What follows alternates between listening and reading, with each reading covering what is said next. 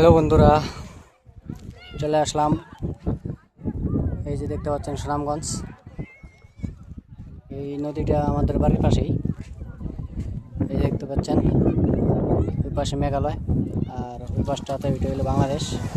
এখন নদীতে আসছি গোসল করার জন্য। এই যে দেখতে পাচ্ছেন, এই যে দেখুন পর্যটক গোসল করতেছে দেখা যায়। এখন বর্ষাকাল, তারপরে নদীতে পানি একদম কম, সাঁতার কাটা যায় না। এটা নদীর এপার থেকে ওই পারে চলে যেতে পারবেন। এই যে দেখতে পাচ্ছেন। তো আমরাও আসছি গোসল করার জন্য, আমার সাথে আরেকজন আসছে। এই যে দেখতে পাচ্ছেন।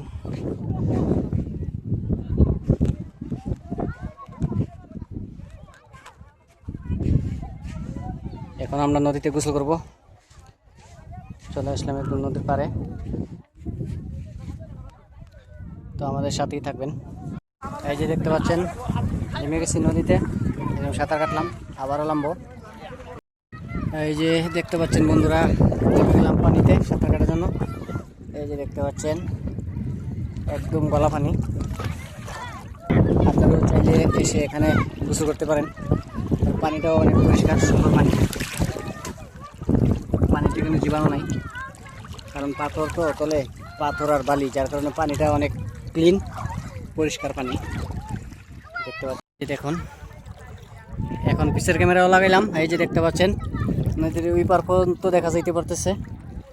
এই যে দেখুন এটা ইন্ডিয়া। দেখুন এখন আমি নদীর ওই পারে চলে যাব। ওই বেড়া তো হুদ বেশি যাইতে পারবো, মোবাইল টোবাইল নিয়ে আবার জায়গা। ওই বেটা বেতালা পানি পারিতে পারতাম না, মোবাইল যাইব পানি তোলে 19-20 হইলে যাইব গা। আচ্ছা দেখি।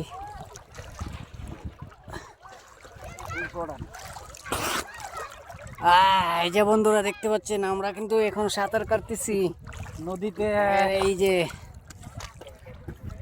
দেখুন আমরা এখন নদী পার হচ্ছি সাঁতার দিয়ে। একদম হেঁটে নদীটা পার হওয়া যায়, কারণ পানিটা অনেক কম। এই যে দেখুন একদম নিচের বালিটা বন্ধ দেখা যাচ্ছে, এত পরিষ্কার পানি। তাই এখন ওই পারে যাব, পানি একদম কম আছে ওইদিকে। ধরতো ক্যামেরাটা, আমার তো সবটাকে ধরিস নিচে। তোরও দেখা যাবো, আমার পিছনটাও দেখা যাবে।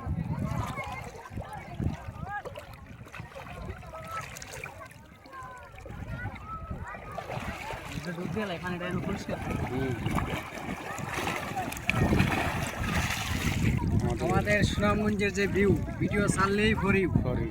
এই যে দেখুন বালি, যে বিশ্বাস করলেন না তো, এই যে দেখুন, না দেখলে তো বিশ্বাস করবেন না। এগুলা একদম ডালের বালি, অনেক সুন্দর।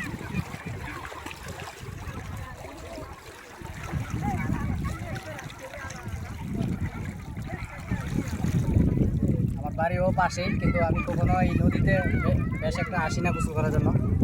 আজ অনেকদিন পর আসলাম, কারণ আমার এক বন্ধু আমাকে নিয়ে আসছে। তো আমার চাচাতো ভাই আবার বন্ধু, তো ওর সাথে আসলাম গোসল করার জন্য। তাই ভাবলাম যে আপনাদের সাথে শেয়ার করি।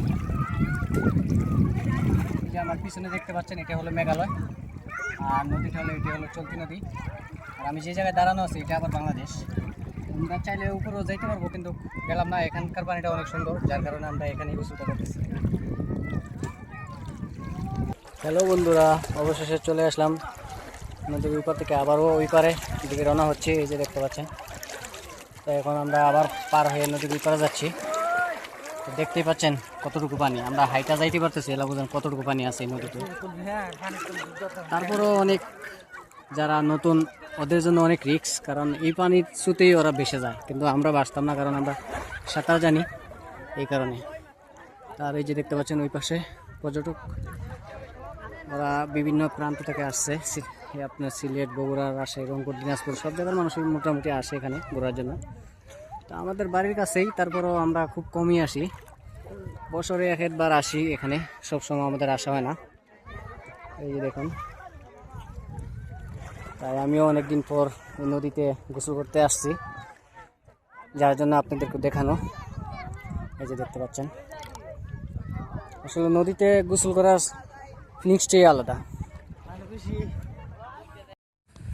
বন্ধুরা গোসল করা শেষ, তাই এখন আবার চলে যাচ্ছি।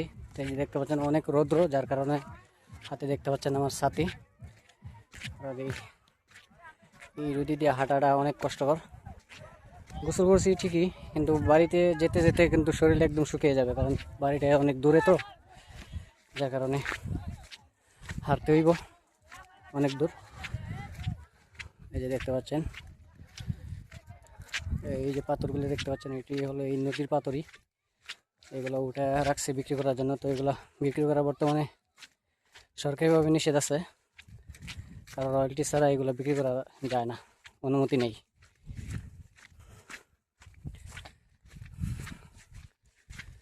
সাঁতার কেটে একদম মানে হাঁপিয়ে গেছি, অনেক ক্লান্ত হয়ে গেছে শরীরটা। এখন বাইরে দিয়ে একটু বিশ্রাম নিব, তারপর শান্তি।